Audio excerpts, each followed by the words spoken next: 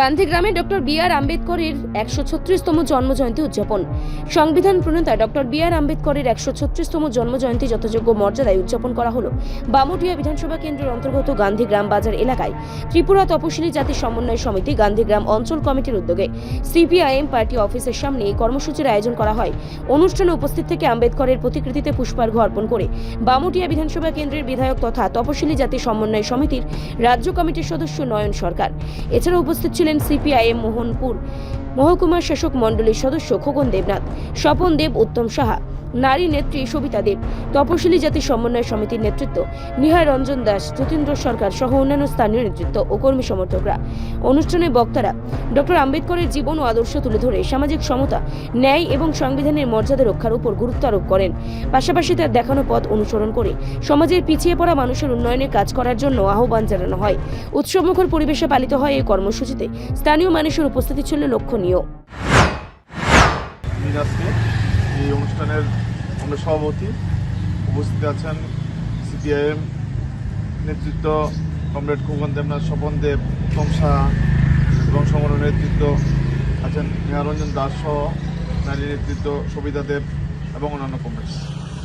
আজকে খুবই একটা গুরুত্বপূর্ণ দিন, যদিও সংক্রান্তির দিন পরেই ওনার জন্ম দিবসটা বেশিরভাগ সময় আমরা সারা দেশেই এবং রাজ্যের বিভিন্ন প্রান্তে আমরা ওনার জন্মদিবস পালন করে থাকি। কারণ উনি একজন স্বাধীন ভারতবর্ষের একটা গুরুত্বপূর্ণ ব্যক্তি। স্বাধীনতার পূর্বে ওনার অবদান ছিল, আর স্বাধীনতা হওয়ার পর বিশেষ করে সংবিধান প্রণয়নের ক্ষেত্রে ওনার ভূমিকা খুবই গুরুত্বপূর্ণ। কারণ আমাদের দেশে যেভাবে দেশ পরিচালিত হয়, আইন পরিচালিত হয়, সেটা নির্ভর করে টোটালি সংবিধানের উপরে। এই যে সংবিধান লিখিত আকারে প্রকাশ করেছেন, তার মাধ্যমে এখন পর্যন্ত আমাদের দেশ চলছে।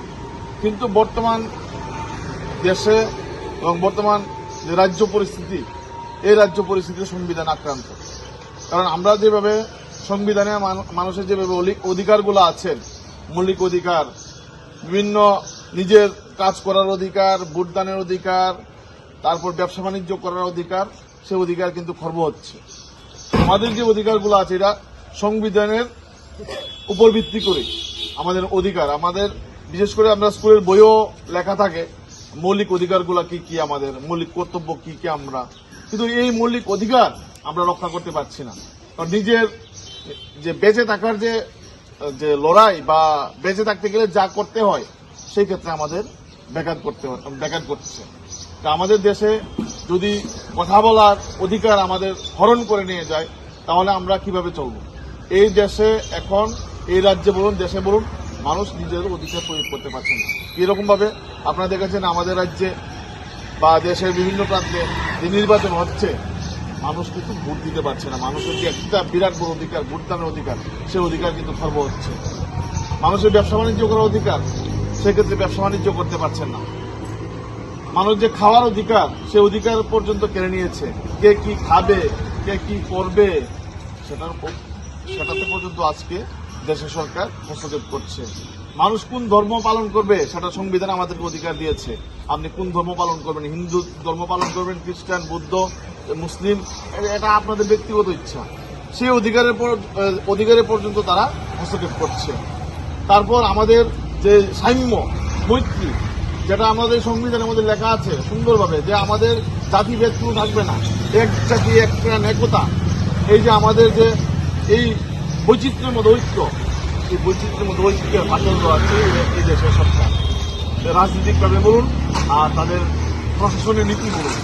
আমাদের দেশে মানুষ কথা বলার অধিকার হারিয়ে ফেলেছে, রাজনীতি করার অধিকার হারিয়ে ফেলেছে।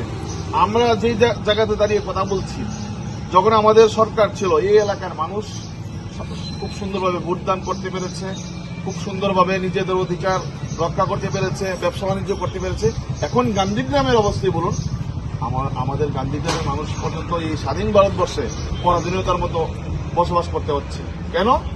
এই রাজ্যের যারা সরকার চালাচ্ছে, দেশে যারা সরকার চালাচ্ছে, তারা সংবিধানকে তারা মানতে নারাজ, এই সংবিধানকে তারা গ্রহণ করতে রাজি না।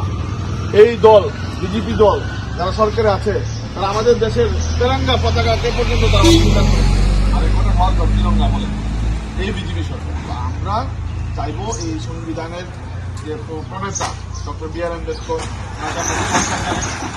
এই সংবিধান রক্ষা করতে গিয়ে আমাদের কমরেডরা সবসময় অবিরামভাবে দেশের বা বিভিন্ন সংগঠনের মাধ্যমে ওনার যে সংবিধান রক্ষার জন্য কাজ করে যাচ্ছে। আমরাও আমাদের তফসিলি জাতি সমন্বয় সমিতির উদ্যোগে প্রোগ্রাম হলো যে আমি চাইবো সবাই মিলে যে সংবিধান যাতে রক্ষা হয় এবং আগামী দিন যাতে সংবিধান সুষ্ঠুভাবে মানুষ এই সংবিধানের মাধ্যমে যাতে নিজের অধিকার প্রয়োগ করতে পারে, সেই দাবি আশা রেখে আমার সংক্ষিপ্ত আলোচনা শেষ করছি।